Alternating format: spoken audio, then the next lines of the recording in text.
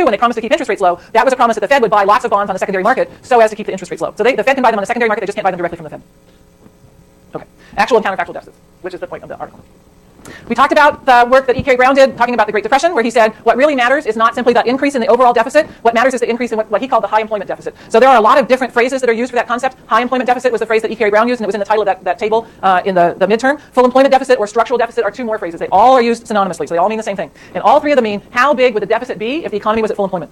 So they're all counterfactuals. There's three names for one counterfactual. High employment, full employment, structural deficit. Three different names, one counterfactual. The counterfactual is recompute government spending, assuming full employment. Recompute transfers, assuming full employment. Recompute taxes, assuming full employment. Take taxes, subtract government spending, subtract transfer payments. What do you get? The difference you get is the full employment budget surplus or budget deficit if it's negative. So it's a counterfactual that says what would GTA and TR be if the economy was at full employment? And then do the math to calculate the deficit. And that calculation gives you something that goes by three different names, but it's one thing. Full employment, high employment, structural deficit. That full employment, high employment, structural deficit, I don't care which name you use, eliminates the effect of automatic stabilizers. So it eliminates the fact that taxes automatically go down when income goes down when the economy is in recession. It eliminates the effect that transfer payments automatically go up when people become unemployed and unemployment insurance goes up in a depression or recession. We can then also talk about the cyclical deficit. The cyclical deficit would be what's the additional amount in the actual deficit that's due to the fact the economy is not at full employment. And if you add those two things together, if you add together the structural, which is the same thing as the high employment or the full employment deficit, if you add together the structural, high employment, full employment deficit, and this thing they call the cyclical deficit, that's the sum of those two things is the actual deficit, which is what I was showing in all of those charts. So the actual deficit is a combination of how much the deficit would be if we were at full employment, plus how much extra is there because we're not at full employment.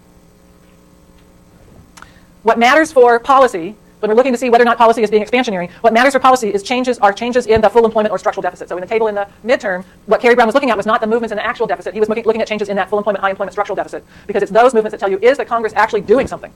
Not did they set something up 20 years ago that's just running on its own accord, but is the current Congress doing anything to be helpful? If the full employment deficit is getting larger in a downturn, that means Congress is doing something to be helpful. If the full employment deficit is getting smaller in a downturn, it means they're doing something that's hurtful to the employment during the downturn. Maybe helpful to other things, but not helpful to employment. Okay. So you saw this picture last week, which compares the actual and the full employment deficit. So the actual is the darker line. That's the actual budget deficit. And the lighter line is the cyclical or full employment or high employment, whatever you want to call it, budget deficit. The difference between the two is the effect of having the downturn. So the takeaway from this is that, yes, the deficit is larger in 2009, 10, and 11 than it would be if we ignored the automatic stabilizers. Same sentence. The deficit is larger in 2009, 10, 11 than it would be if we were at full employment. That's one takeaway. So the fact that those two lines here are at different levels tells you that there is an effect of automatic stabilizers, and the automatic stabilizers are making the deficit larger.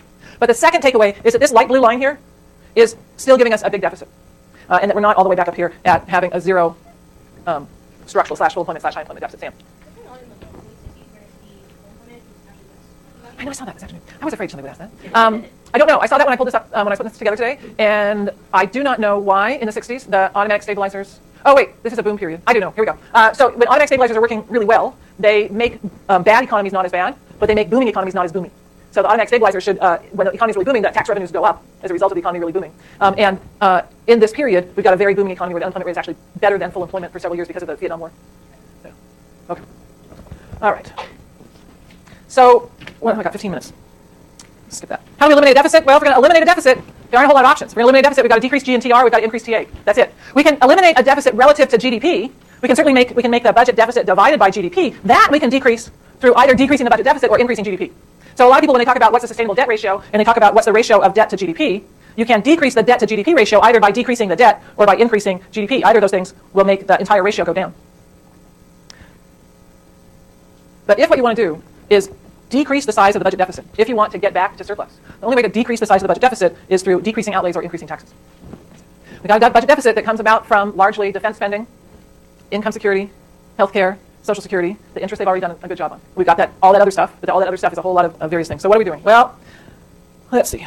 The CBO report that you read was written, as I said, before the Bush tax cuts and before the sequester. And they said we've got two possible scenarios here. I hope it was alarming when you read it. They wrote it trying to be alarming. Who are they trying to alarm? It's the Congressional Budget Office. They're trying to alarm Congress and to make Congress aware of what's going on. So this is a figure taken from the thing that's in your reader. And the two lines here, as I hope you know, are two different scenarios for what might happen to government debt. This is as a percentage of GDP.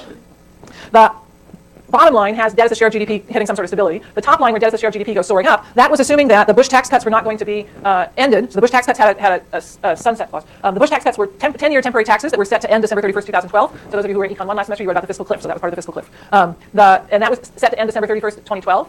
And then there was a second provision that had come about from a congressional thing in August of 2011 that was what's now called the sequestration, which was the automatic budget cuts that went into place March 1st. What's in your reader, because the semester started, and I've got to put the thing together when the semester starts, what was in your reader was written before those two decisions were made. So the decision on January 1st was that they were going to repeal some of the Bush tax cuts and not all. So that the taxes on the highest income, those things the tax cuts on the highest income are no longer in place, but that's 400,000 more. Tax cuts for everybody else are still in place. Yeah, the bad one? The bad one. The tax cuts were extended. Yes. Yeah, the bad one is if the tax cuts are extended because that really impacts the revenue. And then the sequester began March 1st. So how is the sequester going to impact us? We don't really know yet because the sequester itself starts March 1st, but almost all the employees of the various agencies have some sort of provisions where you can't just turn around on March 2nd and say, oh, go home. And you can talk to, I mean, every time I meet somebody who works for some agency in the federal government, I say, what's up with the sequester? So somebody I met who teaches at the U.S. Navy Academy, they're going to have the furloughs that we had here a few years ago. When the faculty were furloughed here in 2009, they told us we didn't have to teach over spring break or Christmas break. Thank you.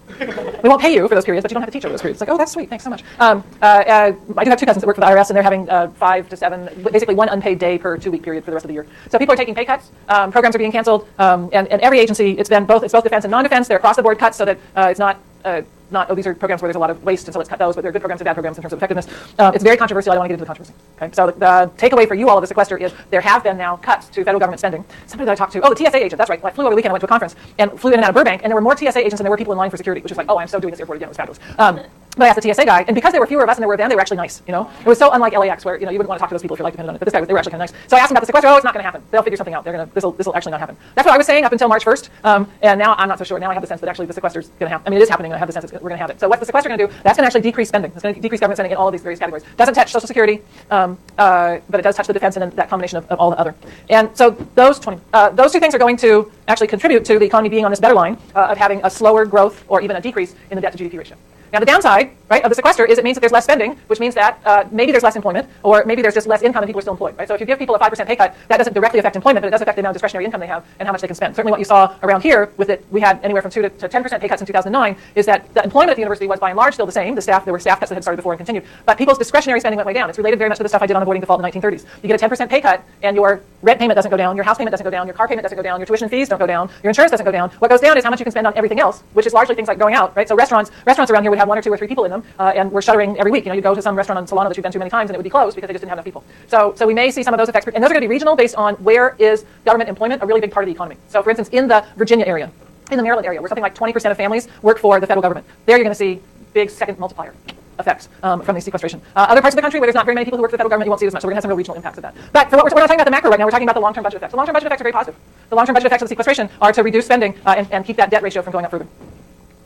Okay, Social Security and Medicare. Social Security, established in 1936, includes the old age survivors and disability insurance. I mentioned that the other day. The biggest part is the old age insurance payments or the checks that go to grandma.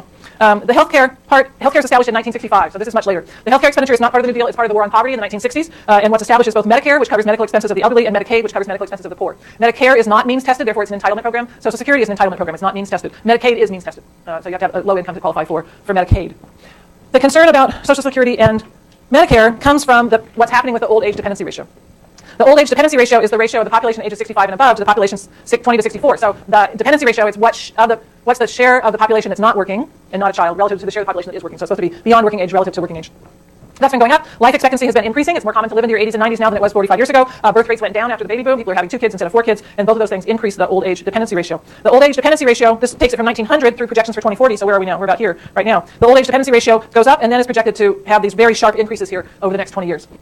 That's why there's a lot of concern and a lot of talk now about what to do to keep Social Security and Medicare solvent. Now, here's an important takeaway. You do not have to worry about whether or not Social Security will exist for you when you're 65. It'll still be there. It may not have the same level of payout.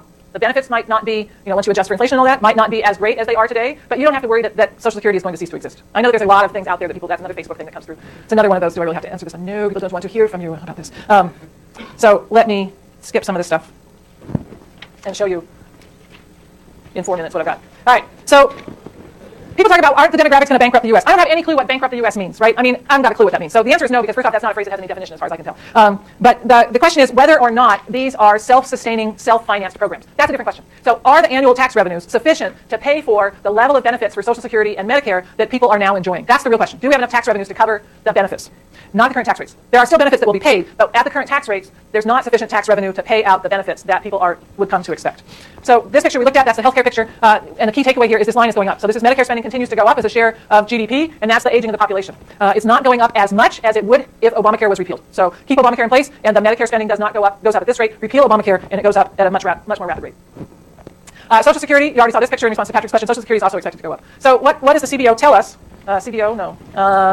Social Security Administration. What does the Social Security Administration tell us? They tell us that they have collected a lot more money than they've needed for paying out benefits over the last 70, 80, however many years it's been since 1937. That's created a trust fund. So they now don't have enough annual tax revenues to cover the annual payout, so they're now using the trust fund. So they for the first, this is like a life cycle hypothesis. For the first many years, they saved more, right? They accumulated wealth, and now they're spending off the wealth. With no changes, they would have trust fund assets to use through the 2030s, sometime in the 2030s, whether it's 2034, 2035, or 2036, depends upon a variety of assumptions. The 2030s is fine. And after that, and this is the takeaway, after that, there's enough tax revenue to pay out 75% of the projected benefits. So worst case scenario for you, worst case scenario, is that the Social Security check that you would receive in retirement would be 75% as big as what it would otherwise be projected to be. Not 0, but 75%. Worst case scenario, 75%. So what do they propose? They propose, one is they could increase the tax rate. So instead of 12.4%, maybe 14.4%. Half of that is paid by the employer, half is paid by the employee. They could raise the cap on earnings. At this point, I don't remember the cap exactly. It's around $110,000. People pay that 12.4% on their first $110,000 worth of earnings, and they pay 0 on everything above $110,000. So they could tax more. They could raise the cap, and that would bring in more revenue. They could lower the rate of increase of Social Security payouts, and that was the proposal that came out on Friday. So by switching to a different cost of living index, the rate of increase with cost of living could be lowered. That was a proposal that was floated on Friday. We'll see where that goes. There are relatively easy fixes to solve Social Security. Medicare, they're already doing cash flow deficits. They're using the trust fund assets. They'll run through those trust fund assets sometime in the 2020s. It's later than it was pre the Affordable Care Act. So before Obamacare, they were going to run through it by 2017. The Affordable Care Act dramatically improved the solvency of Medicare. Now, this is a long quote. I know it's a long quote, but I wanted this particular phrase here. From that report from the Social Security Administration, which I cited 2 slides back, notes that, the back of the part, sustaining these payment reductions. So I've mentioned now several times that the Affordable Care Act means that there's lower reimbursement rates for Medicare expenditures. So sustaining those payment reductions indefinitely requires, in bold, I added bold, unprecedented efficiency-enhancing innovations in healthcare payment and delivery systems that are by no means certain. Everybody who comes and asks me, what should I do for graduate school? Think about health economics and health policy, because it's both about medical care, but it's also about the administration and about the healthcare policy and about improving the efficiency on the healthcare policy. And there's a single payer system. And all of this is part of sustaining these systems. It was a lot of information. I'll see you on Thursday for a lot.